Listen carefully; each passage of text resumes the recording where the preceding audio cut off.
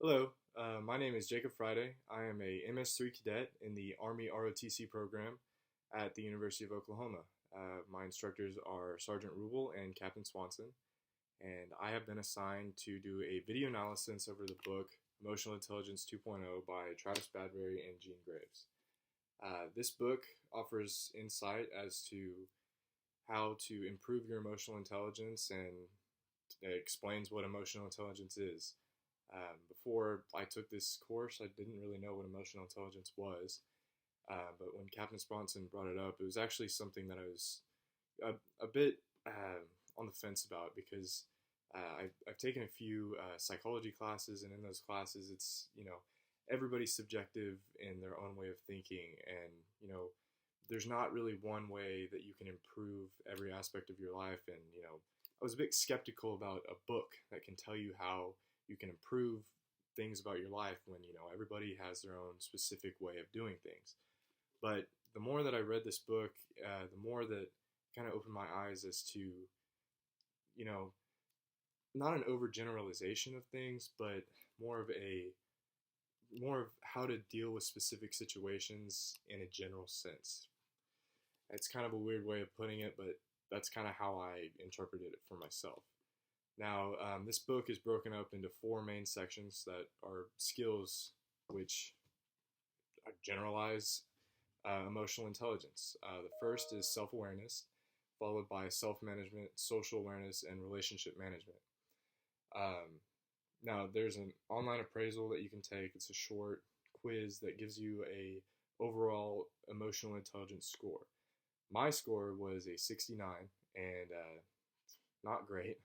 There's quite a bit of room for improvement, especially with my self-awareness, which I got a 51 in. Now, my self-management, my social awareness, and my relationship management were all above 70, and I mean that's not great. Those obviously need improvement, but I personally have been trying to focus on my self-awareness. Now, there's 66 strategies to improve your emotional intelligence in this book, and I believe there's between 15 and 17 in each chapter, section, skill, whatever. Now, in my self-awareness, I outlined 5 skills that I think I can focus on to improve my social awareness and improve my my self-awareness, excuse me, and improve my overall emotional intelligence score.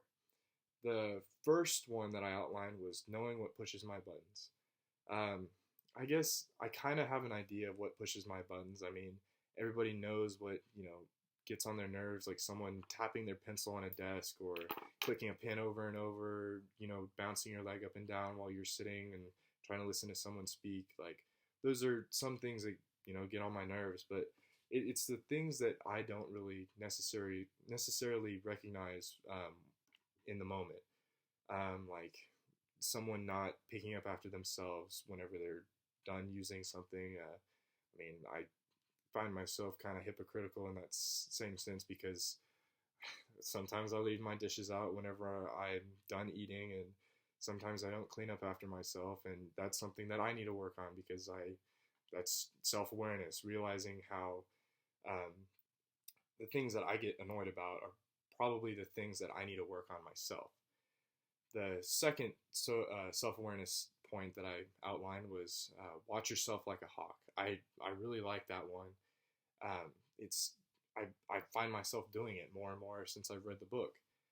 It's just like noticing the little things that you do every day and understanding how you can manipulate and change those things to make situations that aren't great better, make the most of little situations, and just really paying attention to how you conduct yourself, not only in public but whenever you're alone.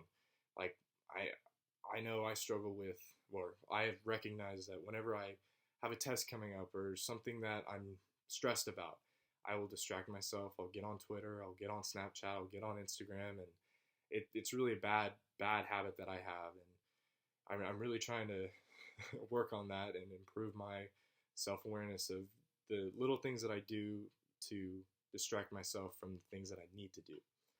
The third thing for self-awareness is seeking feedback. Um, I have a really bad problem of, I'll take an exam, I'll get whatever grade on the exam, and instead of going back and looking at the things that I did wrong and what I can do to improve upon them, I kind of just, okay, what's next? How can I move on from this? How can I do better on the next thing?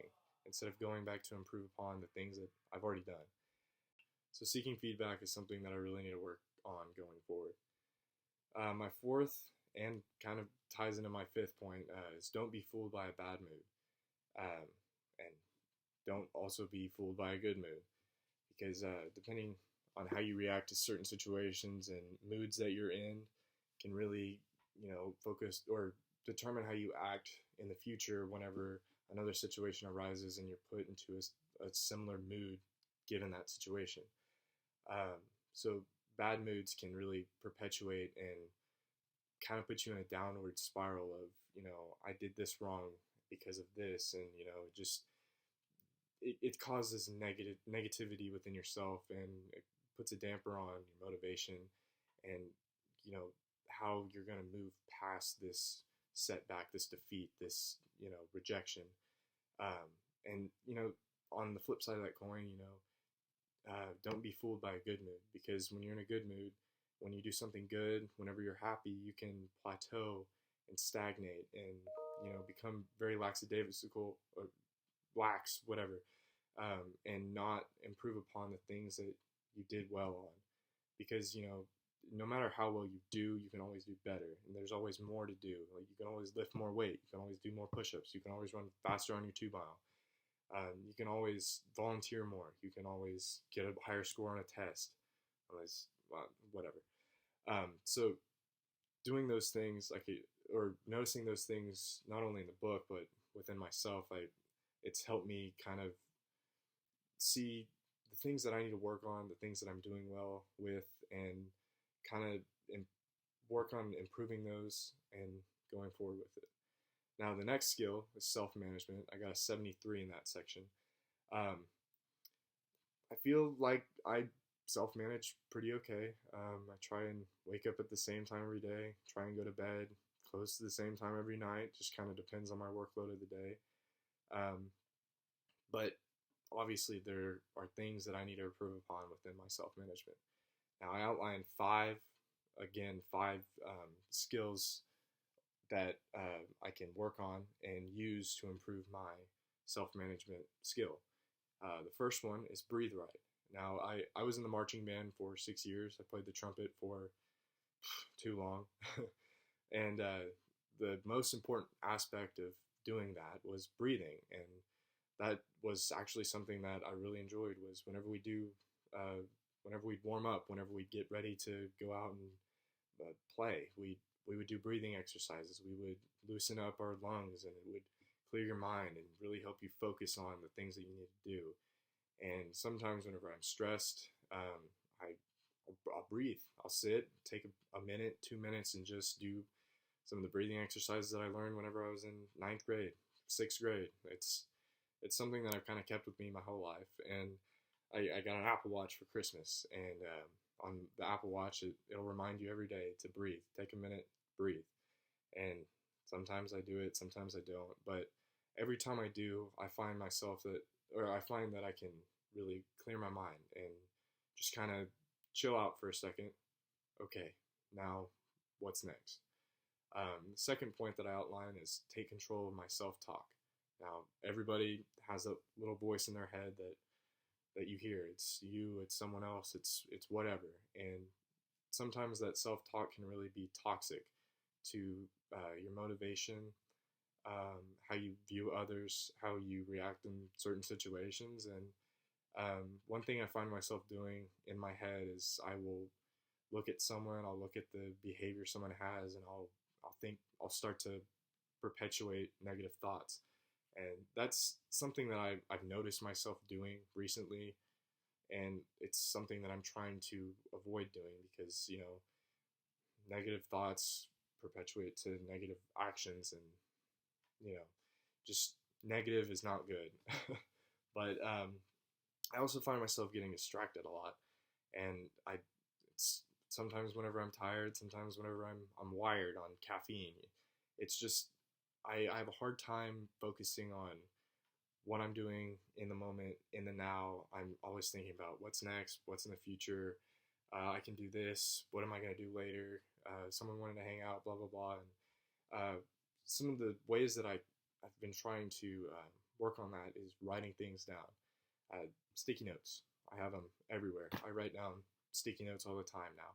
And those really help me get the thoughts from my head down on paper. And I can't remember if it was in the book or if I saw it in a video. It was one of my classes, but I think someone said it's like you have 50 to 70,000 thoughts a day, and it's really hard to remember 50 to 70,000 things that you think every day. And if you write them down, then you can remember them and go back and increase the neural connections within your brain, and it helps. Writing things down, it helps. No matter if it's something that you're just a random thought that pertains to some random issue, or if it's a new idea about a situation that you were previously in or are going to be in. And so the next one I wrote down was visualize yourself succeeding. And that, I really like that. Visualizing myself, getting first place, getting 100 on a test, having that mental picture of me doing something that I want to do, that I want to achieve, that helps whenever I'm, doing PT in the morning. Like, yeah, running sucks, but, I feel better whenever I run. I'm more awake. I have a more productive day. And, going to the gym, lifting weights, I have an idea in my head of what I want to look like, how much weight I want to do, how much faster I want to run. And, visualizing myself succeeding has really kind of helped me figure out my priorities and what I want to achieve. And it's really, it's helped me motivate myself to get where I want to go. The next one I have is speak to someone not emotionally invested in your problem. I feel like I have a lot of close friends that offer me different perspectives on certain situations, and obviously I don't talk to all of them about all of my problems, but I feel like talking to some of them about specific things, it kind of gives a biased opinion, because I'll ask them a question that I kind of know how they're going to answer, and that kind of can manipulate me to thinking one way or thinking another way. And I really think that if I speak to someone that's not emotionally invested in a specific situation, it can give me a different way of looking at it and a different way of solving that problem that I probably didn't think about before. Now the fifth thing that I have is accepting that change is just around the corner. Since I joined the Army, I have learned how to think on my toes, how to be flexible in situations, and not become lackadaisical, not become stagnant. Be able to not necessarily go with the flow, but react to adversity and be able to be effective not only as an individual, but that operating within a team, but also as a leader that's leading a team itself. And I think this book and that point really have helped me understand more of changes everywhere. Change happens every day. Yeah. The next skill that I have is social awareness. Social awareness and relationship management were my best scores. And they're 74 and 79. It's not great, and there's definitely room for improvement. But for social awareness, I wrote down 3 skills that will help me improve my emotional intelligence. And the first one is greeting people by name. I have a really, really bad problem of forgetting people's names. I really like the Army has people's last names on their uniforms, because that helps me not look like a jerk whenever I'm trying to address someone. And I know there's skills of, say someone's name 3 times whenever you meet them to remember their name. And I feel like I forget to do that, or I don't really learn someone's name unless, I'm around them a lot, or, XYZ. And that's something that I can really try and focus on, because addressing someone by name is really meaningful to them, and it's really meaningful to myself too, because it's personable, and it can help break down barriers of um, trust, and it can help someone realize that, I've met this guy one time, and he remembers my name. Like that's something that people remember, and that they take to heart, and that's something that I really need to work on, especially if I want to be an officer in the Army, because officers are in charge of people, and remembering their not I mean not necessarily remembering their last name, because it's on their uniform, but remembering their first name, and get talking to them as a person, not as their rank, not as their last name. That's something that's special to people. That's People remember that. The next point that I have down is make timing everything. Now, knowing when to say something can be a very important trait as a leader, because there are very obvious times of when you should not say things, and when something is appropriate and something is not appropriate, when you should address someone in front of a group or behind closed doors about specific matters. And that's something that I can carry with me going forward. I haven't really had a lot of situations where I've had to address someone in front of a group, or uh, you know, I guess I have.